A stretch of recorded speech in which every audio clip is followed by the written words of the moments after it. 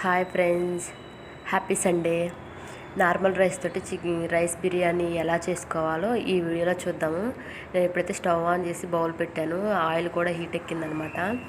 ఇంక ఇప్పుడు biryani ingredients, rice ingredients ఉంటాయి కదా, అవి యాడ్ చేసుకొని కొంచెం ఫ్రై చేస్తున్నాను. అంతకన్నా ముందు నేను టమాటోస్, ఆనియన్స్ కట్ చేసుకొని పక్కన పెట్టుకున్నాను అనమాట. ఇంక కొంచెం ఫ్రై అయిన తర్వాత ఆనియన్స్ యాడ్ చేసుకోవాలి.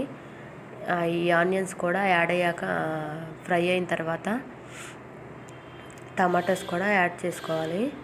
ఈ టమాటాస్ ఆనియన్స్ కొంచెం ఫ్రై అయిన తర్వాత అల్లం వెల్లుల్లి పేస్ట్ వేసుకొని కొంచెం ఫ్రై చేసుకోవాలి. ఇంకా నేనైతే వాటర్ తీసుకున్నాను.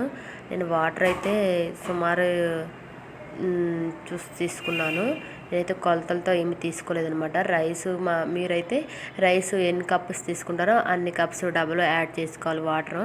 ఇంకా నేను ఈ రైస్ చూసి నార్మల్గా యాడ్ చేసుకున్నాను అనమాట. ఇంక దీంట్లోటి సాల్ట్ బిర్యానీ రైస్ మసాలా ఉంటుంది కదా, అది సూపర్ మార్కెట్లో దొరుకుతుంది, అది కొంచెం యాడ్ చేసుకున్నాను.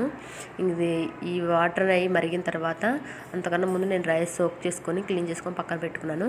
ఆ రైస్ అనేది నేను యాడ్ చేశాను అనమాట. ఇప్పుడు ఇది ఒకసారి మిక్స్ చేసుకొని మనం క్యాప్ పెట్టేసుకోవాలి.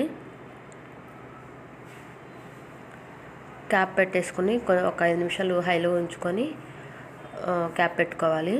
ఇంకా ఇదైతే ఇప్పుడు మూత తీసి చూస్తున్నాను. ఇలా అయితే ఉడుకుతుంది. ఇంక దీన్ని కొంచెం సిమ్లో పెట్టేసి మూత పెట్టేసుకున్న తర్వాత ఒక 10 నిమిషాలు ఆగి చూసుకుంటే మాత్రం రైస్ ఇంకా కుక్ అయిపోతుంది. ఇంక ఇలా అయితే రైస్ కుక్ అయింది. ఇంతే ఫ్రెండ్స్, ఈజీగా సింపుల్గా చేసుకోవచ్చు, టేస్టీగా కూడా ఉంటుంది.